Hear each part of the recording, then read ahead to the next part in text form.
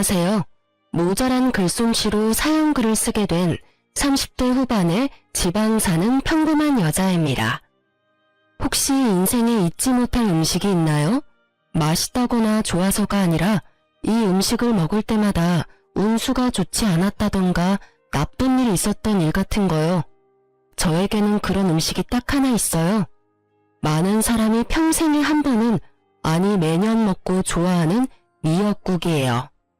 제 이혼과 이 미역국은 떼어놓을 수 없는 관계거든요. 제가 왜 미역국을 싫어하게 되었는지 여러분께 차분히 들려드릴게요. 저는 남편과 동갑으로 소개팅으로 만났어요. 남편도 저도 평범한 회사원에 지방에서 일하고 있었죠. 저는 본래 지방에서 살았었고 남편은 지방까지 일하러 온 경우였어요. 그렇게 저희는 1년 반의 연애를 거쳐 결혼하게 됐어요. 제가 결혼할 당시에만 해도 저의 친정아버지는 건축업으로 리모델링을 하며 돈을 벌고 계셨어요. 어머니는 오래전 돌아가셔서 아버지가 재혼하지 않고 저를 키우며 고생 많이 하셨어요. 제가 결혼할 때도 아버지는 그나마 벌어두었던 돈으로 낡아 빠져 못 쓰는 집을 한 채 사서 허물고 새로 예쁘게 지어주셨었죠. 1년을 고생하며 지어주신 게 저희 신혼집이었어요. 당연히 집 명의는 제 명의였고요. 고마움과 기쁨을 담았고 남편도 당시 아버지께 감사하다고 했었어요. 그러나 저희 결혼하고 4년이 지났을 무렵 아버지가 일을 하다 다치셨어요. 다시 돌아가고 못하고를 결정할 수준이 아니라 병원에 입원하고 안 하고를 결정할 수준이었기 때문에 저는 그때부터 아버지의 병고안에 매달려 있었어요. 아침 일찍 일어나 집안일을 끝내고 출근해서 일하고 저녁에는 아버지 병수발을 들고 이게 저의 생활이었죠. 당시 저희는 임신이 잘 되지 않은 상황이어서 애를 가지려고 노력하던 차였는데 아버지의 병 때문에 시기가 계속 늦춰지고 말았어요. 그래도 남편의 일에 지장이 없도록 냉장고에는 반찬을 가득 만들어두고 주말에는 일찍 돌아와 남편과 함께 했죠. 그러나 아버지의 입원이 길어지자 남편은 물론 시댁과의 트러블이 계속 생기더군요. 어쩔 수 없다고 생각했어요. 2마리의 토끼를 잡는 건 무척 어려운 일이잖아요. 게다가 시댁은 악착같이 돈을 모아서 알부자가 된 사람들이라 시간을 금으로 아는 사람들이었거든요. 그 사람들에게 저의 병수발은 그야말로 시간을 허공에 뿌리는 것과 같다고 했어요. 시댁은 결혼할 때도 모은 돈을 아껴 썼어요. 그래서 원하던 결혼식도 하지 못했죠. 그때마다 돌아온 말은 엄마도 안 계시니 뭘 모른다는 말이었어요. 그때 왜 그 말을 참았는지, 차라리 화를 내고 결혼하지 않았더라면 더 나을 뻔했을지도 모른다고 생각해요. 그렇지만 당시에 저는 어렸고 이 결혼을 무르기에는 너무 멀리 왔다는 생각을 했죠. 결혼식 이후로는 시모가 친정에 대해 나쁜 말을 해도 꾹 참았어요. 시모가 어떻게 말하든 저는 외동딸로 아버지의 병고안을 멈출 수 없었고 그렇게 어영부영 시간은 흐르고 있었어요. 하루는 바쁘게 생활하다 저녁에 문득 달력을 보았는데 제 생일이었더라고요. 제 생일은 남편 생일보다 일주일 앞이었기 때문에 남편 생일을 생각하다 제 생일을 눈치챈 거죠. 하지만 이미 시간은 늦었고 그날 남편은 들어오지 않았어요. 문자로 제게 오늘 야근해야 해서 늦는다는 문자가 도착해 있었을 뿐이죠. 저는 한숨을 푹 쉬었어요. 그래, 바쁘면 그럴 수 있지. 그게 제 생각이었어요. 솔직히 이때쯤에는 그런 거 하나하나에 의미 부여하며 나를 챙겨주지 않은 남편을 탓할 힘도 의지도 없었어요. 게다가 나이가 30대에 내 생일 안 챙겨줬다며 투정 부르는 것도 웃기잖아요. 저는 그냥 이번 생일은 그냥 넘어가자 하고 편하게 생각했어요. 그래도 남편 생일은 챙겨줘야겠다 싶었는데 하필이면 그날 아버지 수술 날짜가 잡혀 있었어요. 남편과 함께 있었으면 했지만 아버지의 보호자가 저뿐이니 어쩔 수 없이 아침에 남편 미역국을 한솥 해놓고 냉장고에는 찜갈비와 잡채를 미리 해두었어요. 저는 탁자 위 쪽지에 용건과 축하한다는 말을 써놓고 병원으로 향했어요. 아버지의 수술은 그리 성공적이지는 않았어요. 그냥 상태를 지켜볼 수밖에 없다는 상황이었죠. 아버지가 정신을 차릴 때까지 병원에 있다 보니 이미 저녁 시간대가 되었더군요. 아버지는 매번 이곳에 와 있는 딸에게 고마워하면서도 미안한 마음을 가지신 것 같았어요. 저에게 가장 많이 한 말이 자신이 제게 짐이 된 것 같다는 표현이었죠. 저는 그런 말 하지 말라고 웃으며 아버지를 달랬어요. 남편이 잘해준다. 걱정할 거 없다. 그 사람이 나 대신 집안일도 잘해준다. 이렇게 거짓말을 늘어놓으면서요. 아버지가 걱정할 만한 일을 전하고 싶지는 않았어요. 제가 한 말이 거짓말이라 하더라도 아버지에게 마음의 위안이 될 수 있었다면 다른 거짓말도 많이 했을 거예요. 그렇게 저녁 9시쯤 저는 집에 도착했어요. 지친 몸을 이끌고 집 안에 들어서는데 현관에 신발이 가득하더군요. 평소보다 많은 신발에 이 늦은 시간에 누가 왔나 싶어서 안으로 들어갔더니 시부 남편까지 거실에서 TV를 보며 저를 기다리고 있었더군요. 어머님, 아버님, 당신까지 오늘 무슨 일 있었어요? 왜 저희 집 거실에서... 너 여태껏 어디서 놀다 왔어? 놀다 오다뇨. 오늘 아버지 수술 날짜 잡혀서 아버지 수술하는 거 기다리고 깨시는 것까지 보고 왔어요. 허구한 날 그놈의 아버지. 예, 너는 아직까지 결혼한 게 실감이 안 나니? 출가 외인이라는 말이 왜 생겼는지 몰라? 너 시집 오면 우리 집에 충성해야 하는 거야, 충성. 제가 충성을 안 하는 게 있었나요? 시댁 어르신들 생신 때든 어버이날이든 추석 명절에도 꼬박꼬박 가고 김장도 빠진 적 없고요. 일주일에 한 번씩 꼬박꼬박 전화도 드리는데 제가 뭔가 모자란 게 있었나요? 너희 아버지한테 너무 목매는 거. 아무리 사돈어른이 혼자서 힘들게 사신다고 해도 너는 우리 집에 더 노력을 해야 하잖아. 너 오늘 네 남편 생일인데도 다 잊어버렸더라. 내가 그 이야기를 듣는데 어찌나 마음이 아팠는지 모르지? 내가 얘를 어떻게 키웠는데, 그렇게 정성을 다해서 키웠는데 네가 어떻게 애 생일날 미역국 하나 안 끓여줄 수가 있어? 너희 아버지가 그렇게 대단하니? 그렇다고 내 아들 핍박할 이유는 없잖아. 이럴 거면 결혼을 왜 했니? 혼자서 홀아버지 모시고 쭉 살면 됐지. 어머님, 제가 왜 남편을 핍박해요? 당신 설마 지금 내가 생일상 안 차려줬다고 부모님 모셔온 거야? 나이가 35인데 나한테 이야기하면 될 걸 굳이 부모님까지 모셔와서? 저는 웃음밖에 안 나왔어요. 이 상황이 진짜 웃겼거든요. 나이 35에 마누라가 미역국 안 차려줘서 시모에게 일러바친 남편. 이게 무슨 꽁트인가 싶은 정도였죠. 실수가 실실 나오려는 걸 참으면서 남편에게 말했죠. 당신 혹시 밥 차려 먹으려고 생각은 했어? 내가 탁자에 쪽지 남겨놨는데 못 봤나 봐? 그제야 남편이 흠칫하더군요. 나도 밥 차려 먹으려고 했지. 그리고 쪽지? 난 못 봤는데. 이상하네. 밥 먹으려면 테이블을 봐야 하잖아. 그래서 일부러 수저통에 넣어뒀는데 아예 밥을 안 차려 먹었어? 그리고 미역국도 한 솥 끓여놨는데 못 봤어? 지금도 그 자리 그대로 있는데? 저는 남편에게 미역국 솥을 가리켰어요. 남편이 말을 못하더라고요. 당신 생일에 아버지 수술이라 미안한 마음에 미역국이라도 끓여놓고 갔는데 아예 밥 먹을 생각 안 하고 밖에서 먹었나 보네? 그러면 냉장고에 있는 찜갈비랑 잡채도 못 봤겠네?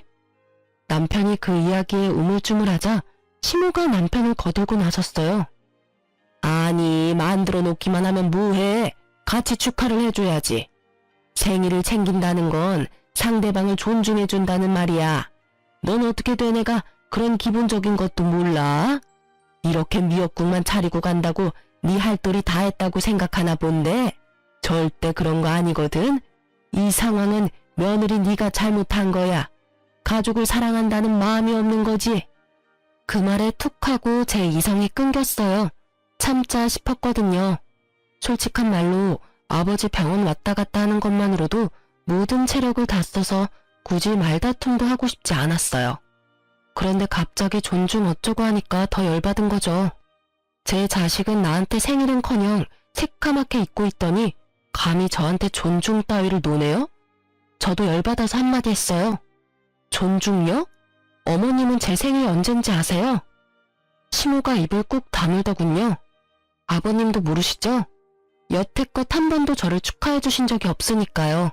그리고 당신은 내 생일 기억이나 해? 남편이 쭈뼛거리더니 그제야 아차 싶은 표정으로 말하더군요.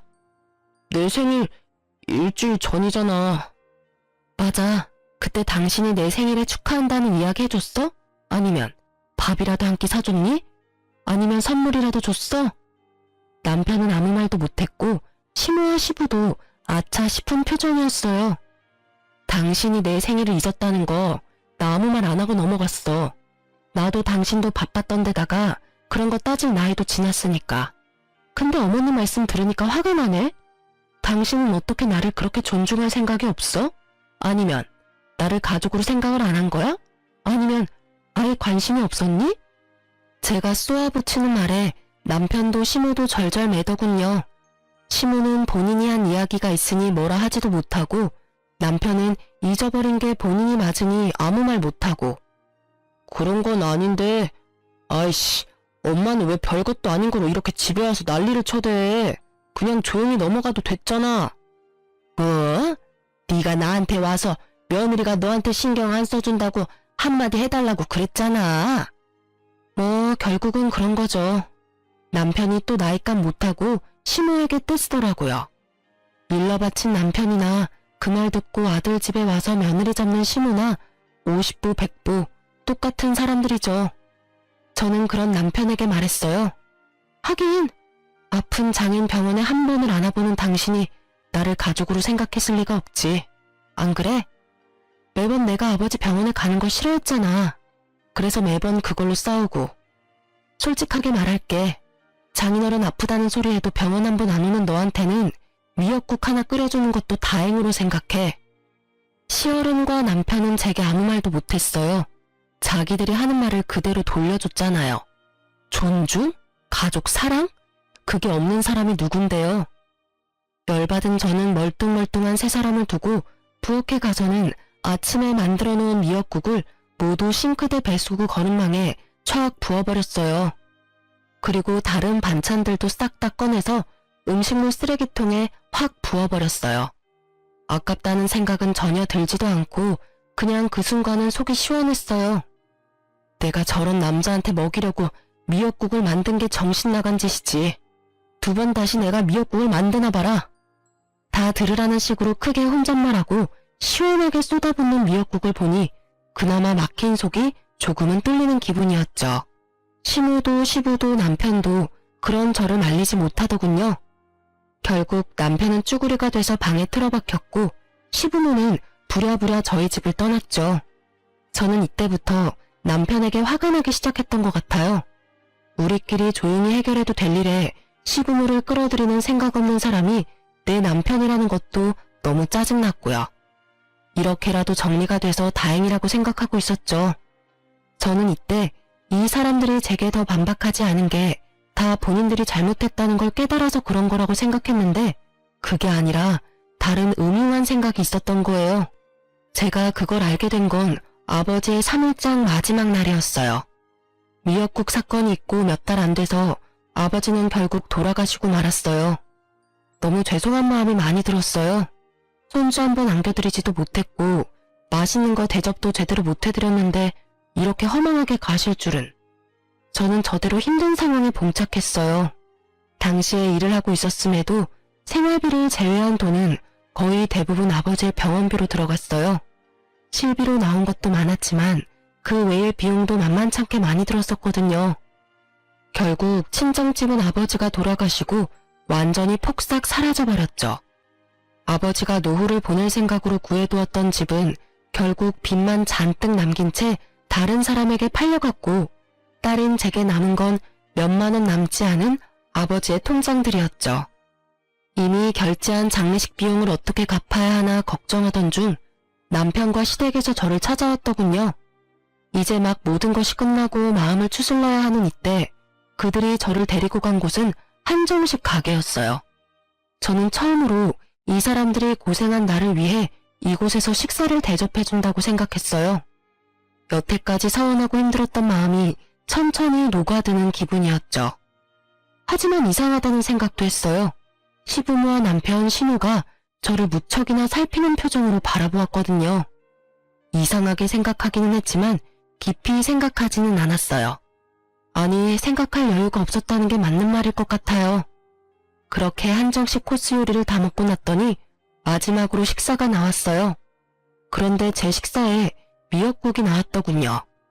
저는 주변을 보았어요. 나머지는 미역국이 아니었거든요. 제 생일도 아닌데 왜 미역국을 주나 싶었는데 식사가 얼추 끝났다 싶었는지 그제야 시무가 입을 떼더군요.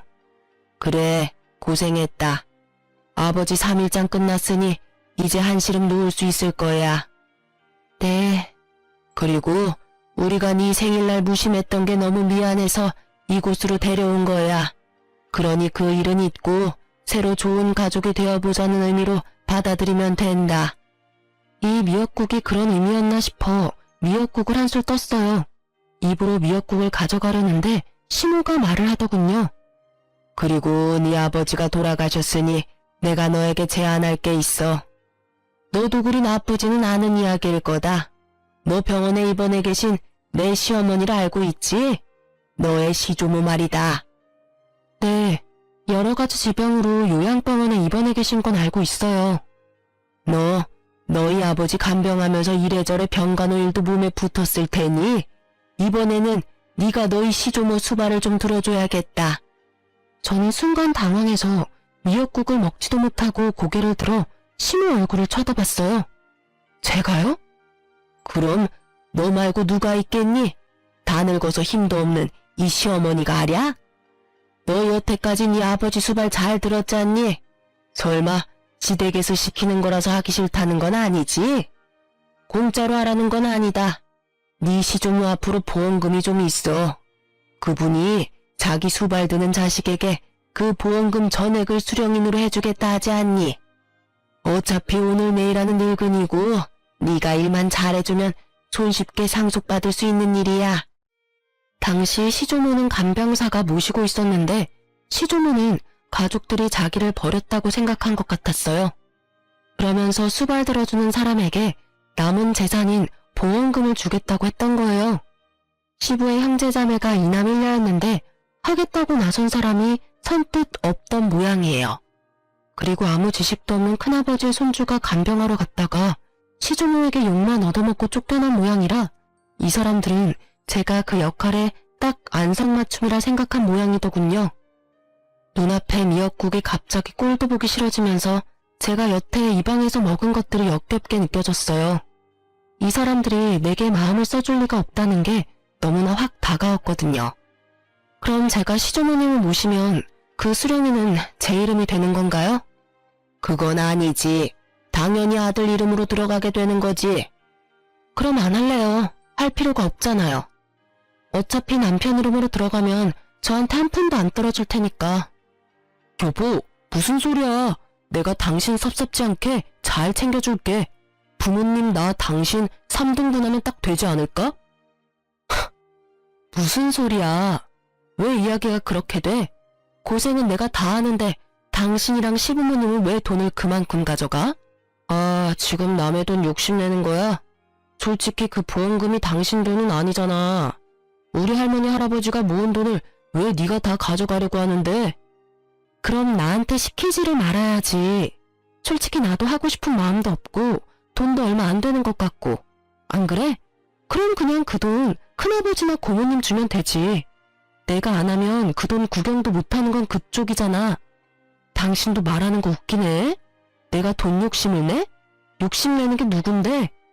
나야 일하고 정당하게 받는 거라고 치지만 당신이랑 어머님은 아무것도 안 하고 내가 고생한 거 홀라당 하겠다는 거랑 뭐가 달라?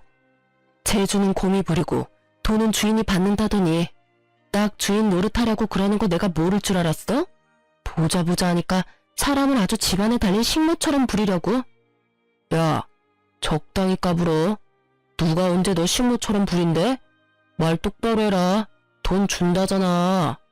솔직히 장인어른 아플 때는 돈 없이도 수발 잘 만들더니 왜 시자가 들어가니까 하기가 싫어? 솔직히 네 아버지 노가다로 돈도 못 벌고 고생만 했잖아. 돈 한 푼 없는 영감 모실 때는 효녀인 척 다 하더니 왜 우리 할머니 보험금 많다니까 그 돈 탐나서 이런 식으로 뻣뻣하게 구는 거야? 너 지금 우리 아버지한테 뭐라고 했어? 이 새끼야, 지금 네가 살고 있는 그 집도 그 노가다 하는 아버지가 준 집이다. 와, 네가 이런 식으로 생각하는 줄 알았으면 예저녁에 너랑 인연 끊어버리는 건데. 그리고 네가 돈 준다면 내가 그 수발 드는 거 할 줄 알았어? 1,000만금, 아니 억만금을 줘도 나 그 집에서 수발 안 들어, 미친 새끼. 그 집구석에 자식 손주가 몇 명인데 내가 수발을 들어? 그리고 어떻게 된 집구석이 그 많은 사람 중에 한 사람 나서서 들겠다는 놈이 없어? 양심은 어디다 갖다 팔아먹었니? 남한테 대리호도 시키고 돈 빼내가는 도둑놈 같은 놈이 남의 아버지를 욕해? 그만해라. 너 남편한테 그런 말버릇은 너무하지 않니? 그리고 하기 싫으면 관둬. 대신 그거 하기 싫으면 이혼해. 어차피 우리도 너한테 정 같은 거 없어. 가족이 서류로 연결만 된다고 가족이니? 끈끈한 피가 없이는 가족이 못 되는 거야. 너 대신 우리도 좋은 며느리 찾아볼 테니까 너도 네 갈 길 가. 보자 하니 아주 남편을 쥐잡듯 잡고 있어. 너는 시부모가 눈 시퍼렇게 뜨고 보고 있는데도 아주 남편을 잡는구나. 생각이라는 게 있긴 하니? 이혼하라고 그러면 제가 겁나서 예 수발 들게요 할 줄 알았나 봐요. 근데 어쩌죠? 저도 이제는 더 이상 그쪽 집안이랑 상종도 안 하고 싶은데 자식 새끼를 어떻게 키우면 저렇게 장인어른한테 막말하는 놈으로 키울 수가 있어요? 게다가 여태껏 그런 성격도 잘 숨기고 있었네. 우리 집에서 편하게 들어와 살면서 열심히 우리 아버지 씹었겠네? 노가다 하는 영감이 해준 집에 돈 한 푼 없이 얹혀 들어와서 살았던 주제. 이혼할 테니까 오늘 내로 당신 짐 챙겨서 나가. 나 당신이랑 같이 사는 거 완전 징그럽고 더러워. 제 말에 벙친 건 남편이었어요. 갑작스레 이혼 이야기가 오가니 본인도 놀란 듯 하더라고요. 뭐 놀란 건 시부모도 마찬가지였지만요. 이혼하라고 하면 제가 겁나서 알겠노라 할 줄 알았나 보더라고요. 그런데 어느 딸이 아버지 모욕당하는데 가만히 있어요? 그런데 남편이 저한테 한숨을 쉬며 진짜 동정심 가득한 표정을 지으며 말하더군요. 당신 지금 제정신이야? 이 집 팔아봐야 얼마 안 나와. 그리고 어차피 재산 분할하면 이 집 판 금액도 나눠야 하고. 어차피 여기서 나쁜 건 당신인데 왜 당신이 당당하게 이혼하자고 하는 건데? 너 돈 있어? 어차피 당신 아버지 병수발 튼다고 돈 다 썼을 거 아니야. 괜한 고집 부리지 말고 그냥 하겠다고 해. 그러면 완만하게 끝날 일이잖아. 이혼은 당신 어머니가 하라고 했고 나쁜 건 내가 아니라 너고. 나를 유책 배우자로 만들고 싶은 모양인데 시댁 병수발 강제로 들라고 하는 거 문제 있는 거 몰라? 그리고 남의 아버지 모욕한 것도 문제 있고 나 동정하기 전에 당신부터 동정하는 게 어때? 지금 이 집에서 나가면 어차피 당신 시댁 들어가거나 전세 월세 가야 할 텐데 당신도 돈 그리 많은 건 아니잖아. 안 그래? 오지랖 넓게 내 걱정은 하지 마. 나 알아서 할 테니까. 제 말에 남편도 시부모도 마치 저를 정신 나간 사람처럼 보더군요. 제가 이혼을 선택한 게 그 사람들한테는 어이없는 일이었던 것 같더라고요.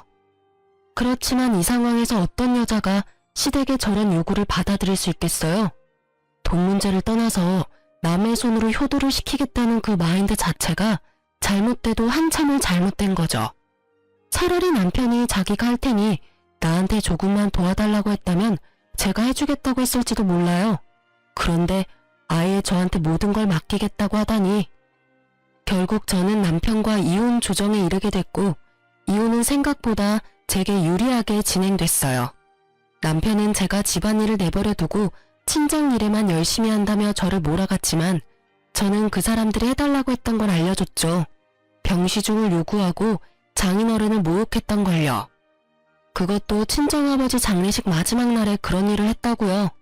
변호사를 잘 만나서 그런지 저는 위자료와 집에 대한 소유를 인정받고 이혼하게 됐어요.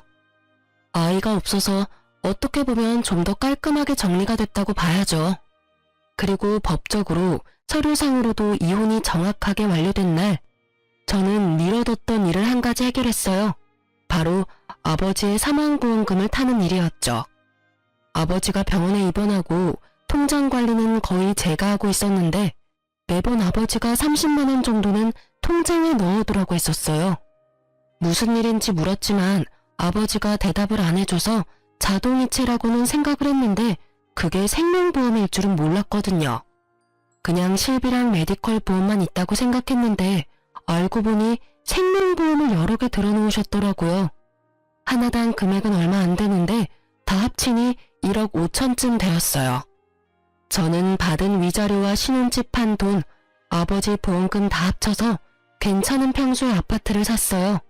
그리고 제가 아파트를 샀다는 사실이 무척 빠르게 전 남편에게 전해졌더라고요. 제가 카톡 프사에 제 집 사진을 올리자 전 남편이 그날 저녁 바로 제게 만나자고 하더군요. 할 이야기가 있다면서요. 저는 전 남편을 만나러 나갔어요. 무슨 일로 만나자고 했어? 당신 왜 우리한테 말 안 했어? 장인어른 사망보험금 받은 거 당신 진짜 어이없네? 그걸 왜 숨겼어? 숨기고 자시고 간에 아버지 3일장 끝나자마자 나를 한정식 집에 가서 이혼하도록 만든 게 당신이랑 어머님이잖아. 아니, 보험이 있다는 걸 그 뒤에 알았는데 왜 내가 당신한테 그런 걸 이야기해야 해? 당신이야말로 어이없는 소리 하네. 남편의 행동은 아주 가관이었죠. 마치 우리 아버지 사망보험금이 자기 것이라도 됐냥 행동하는 게 너무 웃겼죠. 난 당연히 그거 물어볼 수 있지. 솔직히 이혼하기 전에 그 보험금 있다는 거 알았으면 이렇게 이혼할 상황까지 안 갔을 수도 있잖아. 나도 좀 더 관대한 마음으로. 관대하기는 지랄하고 자빠졌네. 이건 무슨 똥 같은 소리야? 뭐 잘못 먹었어? 아니면 오늘 컨디션이 영 안 좋아? 우리 아버지 보험금이 있다는 사실이 왜 우리 이혼에 영향을 끼칠 수가 있어? 설마 당신 그 돈 탐났어? 그래서 내가 그 돈으로 집 사니까 이렇게 뛰어와서 왜 보험금 있던 거 말 안 했냐고 지금 나한테 따지는 거야? 탐났냐니 사람을 뭘로 보고? 탐이 난 게 아니라 당신이 그런 사실을 숨겼다는 사실에 화가 난 거야. 그 돈이 있었다면 당신이 장인어른 수발 들어갈 때 우리 엄마가 아무 말도 안 했겠지. 솔직히 돈도 안 나오는데 가서 힘만 쓰면 뭐해? 우리는 다 당신 생각해서 그런 말 한 거라고. 그럼 돈만 나오면 뭐든 해도 되고 돈 안 되는 일이면 부모라도 무시해라 뭐 이거야? 와, 대단한 가족이네. 대단해. 당신은 그럼 어머님이 아파서 죽어가도 돈이 안 되면 모시지도 않을 거라 이거지? 어머님이 들으시면 참 좋아하시겠다. 그치? 대놓고 빈정거리는 제 모습을 보더니 남편이 버럭 화를 내더군요. 그런 말이 아니잖아. 다 당신 생각해서 한 말이라고. 솔직히 그 보험금도 원래라면 반 나눠야 하는 게 정상이고. 우리 아버지 보험금 10원짜리 한 장도 가져갈 생각 하지 마. 너, 네가 양심 있는 새끼면 여기 와서 이러는 것도 진짜 말이 안 되는 거거든? 양심이 없으니 여기 와서 내내 보험금 이야기만 하고 있지, 나쁜 놈아. 네가 뭐가 그렇게 잘났어? 넌 뭐가 그렇게 잘났는데 힘들게 일해서 번 돈으로 넣은 보험금 네가 달라고 하는데 우리 아버지 생일날 선물은 해줘봤니? 아님 아버지 아플 때 병원에 얼굴 비추기를 했어? 생각할수록 네가 우리 아버지한테 못한 것만 생각나는데 잘한 거 있으면 말 좀 해줄래? 그런 놈이 뭐? 보험금? 아주 지랄을 해요, 지랄을. 내가 아버님한테 뭘 그렇게 못했는데 솔직히 남들 하는 만큼은 했잖아. 네가 무슨 말을 해도 나는 네가 그 돈 혼자 다 먹으려고 그러는 것으로밖에 안 보여. 결과가 그렇잖아. 장인어른도 나한테는 아버님인데 왜 네가 그걸 다 가져가냐는 거지. 아, 말도 안 통하는 새끼. 이 돈이 왜 네 돈이야. 내가 혼자 다 먹든 다 날리든 그건 다 내 거야. 아버지가 내 명의로 넣어뒀다고. 아버지 목숨값을 왜 너한테 줘? 너 내가 우리 아버지 병수발할 때 매번 띠꺼운 얼굴로 내가 병원 가는 거 싫어했지? 너뿐만이 아니야. 너희 집 가족들 다 똑같이 나한테 그런 표정이었지. 쓸데없는 짓 한다고, 돈 안 되는 짓 한다고, 시댁보다 친정 우선시한다고. 근데 그렇게 말하고 그렇게 행동한 주제에 이제 와서 우리 아버지 보험금 달라는 건 너무 뻔뻔한 거 아니야? 아니지. 뻔뻔한 걸 넘어서서 완전 강도 새끼 아니냐고. 뭐? 강도? 너 지금 말 다 했어? 네가 지금 큰돈 생겼다고 완전 기고만장해서 이러나 본데 이혼한 거 내가 물릴 거야. 그 돈을 이유로 변호사한테 알아보고 그 돈까지 타낼 수 있는 방법 찾을 거라고. 그딴 방법이 있겠어? 이게 내가 결혼하면서 모은 재산이 아니라서 분할 재산에 안 들어가는데 뭘 알지도 못하면서 얼마나 당당하고 아는 척하는지. 우리 아버지 노가다나 뛴다며 모욕적인 말할 때는 언제고 이제 와서 아빠 목숨값을 노려? 넌 진짜 인간도 아니야. 쓰레기지 쓰레기. 내가 미친년이지. 저런 놈도 전 남편이라고 나한테 사과할 줄 알고 나왔더니 사과는커녕 자기 돈도 아닌 돈 내놓으라고 생떼를 쓰러 온 줄도 모르고. 제 말에 적지 않은 충격을 받았는지 남편 놈은 그 자리에서 자기 변호사한테 전화해서 물어보더군요.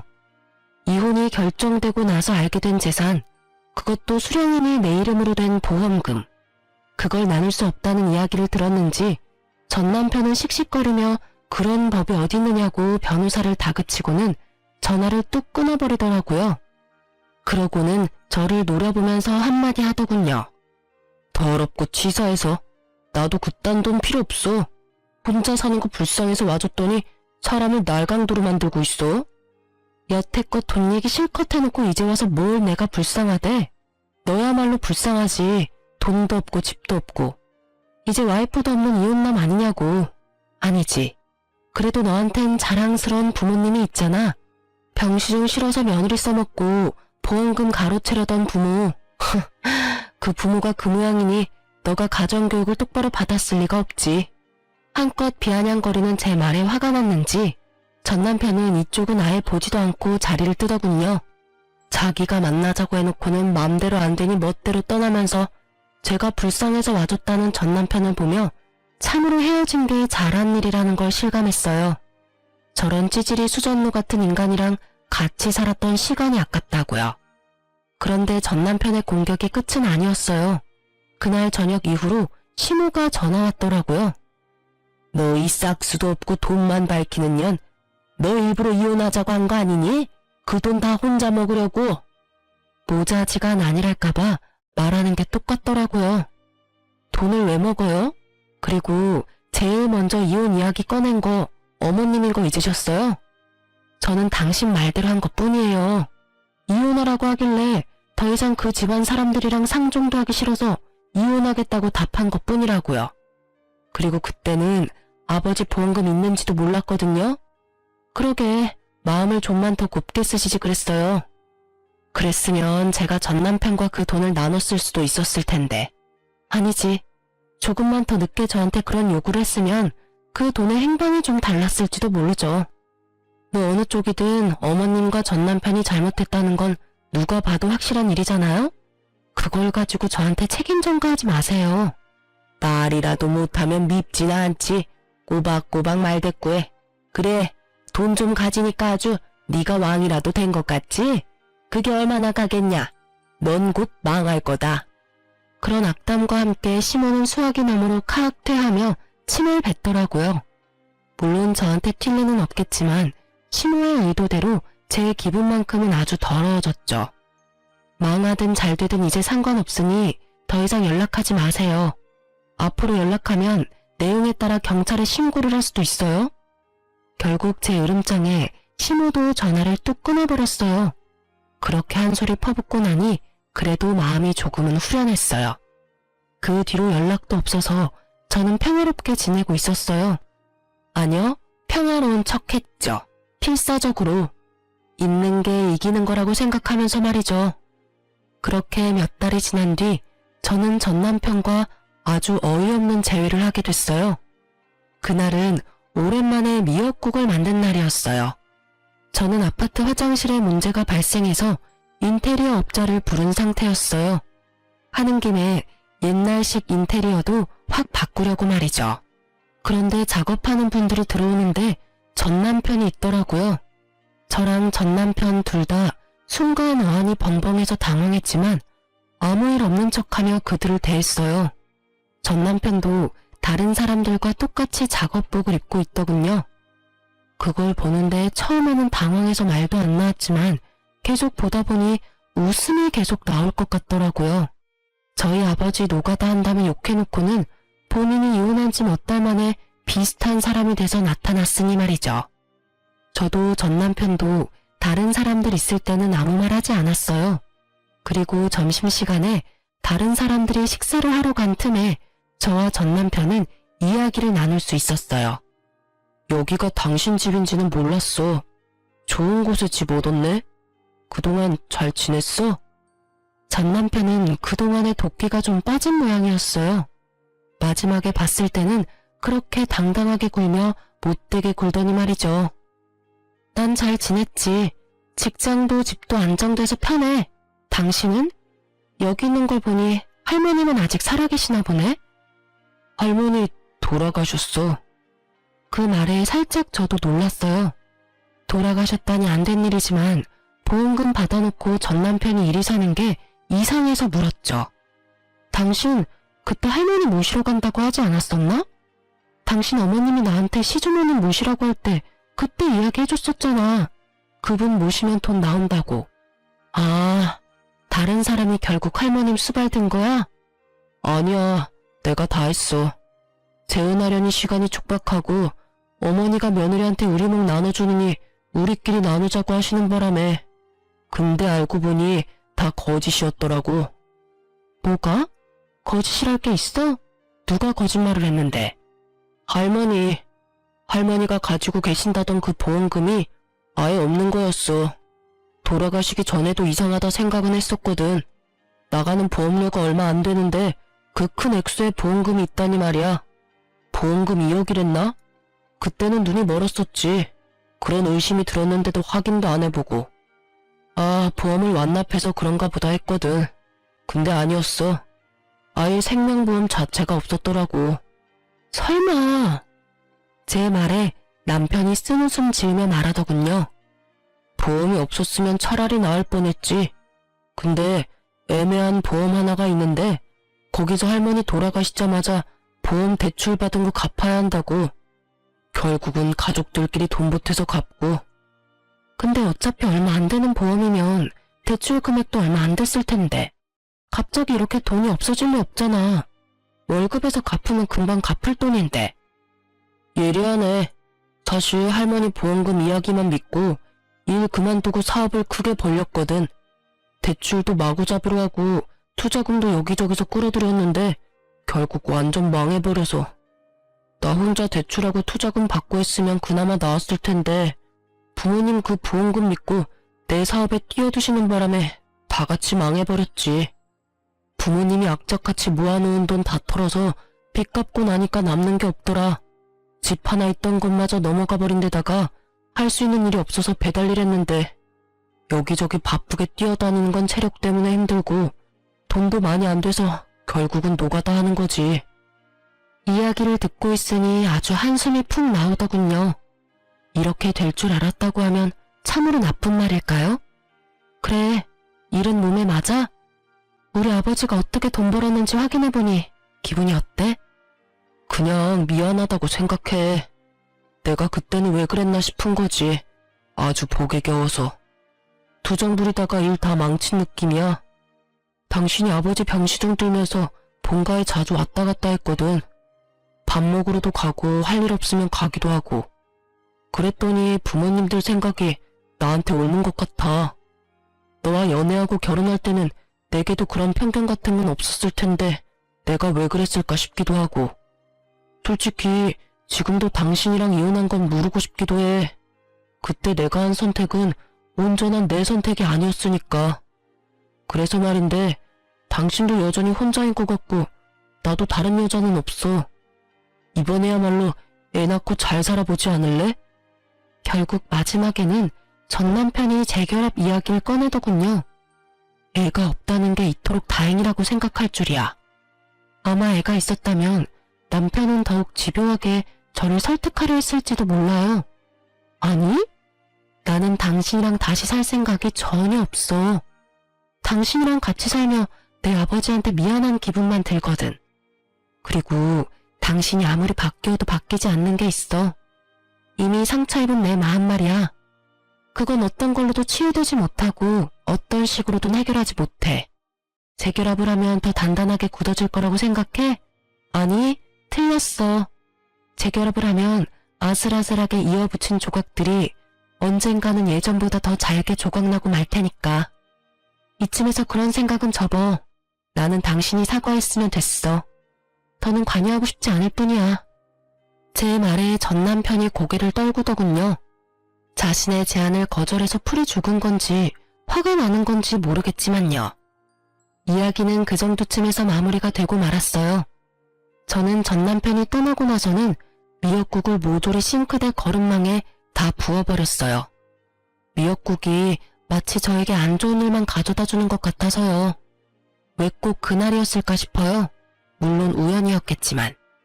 그날 이후로 저는 미역국을 아주 극도로 거부하게 됐어요. 그리고 그 이후로 저는 연애를 하는 중이에요. 사람으로 받은 상처는 사람으로 덮으라는 친구의 말을 듣기로 했거든요. 솔직히 한번 이혼한 여자를 받아주려는 사람이 있기는 할까 싶었는데 세상에는 저보다 더 어이없는 일로 이혼당한 남자도 많더라고요. 그런 남자 하나 만나서 지금은 연애도 일도 하며 즐겁게 지내고 있어요. 지금 만나는 남자도 이혼남인데 상대방은 애가 있다는 점에서 저도 망설이고 있기는 해요. 다정하고 친절하고 가족들도 모두 친절하고 상냥한 사람이라 제가 미역국을 엄청나게 싫어하는 걸 알고는 매년 생일에는 미역국 대신 케이크로 생일을 축하하자고 해주는 사람이죠. 그래서 웬만하면 놓치고 싶지 않아요. 그렇지만 한편으로는 이런 생각도 해요. 제 전 남편도 처음부터 그렇게 나쁜 사람은 아니었다는 걸요. 그 사람도 처음에는 뭐든 이해해주고 같이 고민해주는 착한 사람이었거든요. 시간이 흐르면서 변하는 사랑만큼 추한 건 없는 것 같아요. 사랑이 우정이나 정이 된다면 모를까. 저처럼 사랑이 원수가 되면 끝맛이 참 씁쓸하거든요. 그 사람과의 좋은 추억은 여전히 가슴에 있지만 그런 가슴에 못을 박아버린 것도 그 사람이니까요. 그 뒤죽박죽인 상황을 해결도 못하고 끙끙거리면 결국은 손해는 본인만 받잖아요. 그러니 여러분 속으로 앓고 계시지 마세요. 속병 생겨요. 저는 다 털어내고 마음만은 편하게 살고 있어요. 여러분들도 편안한 하루하루를 보내셨으면 좋겠어요. 글 읽어주셔서 감사합니다.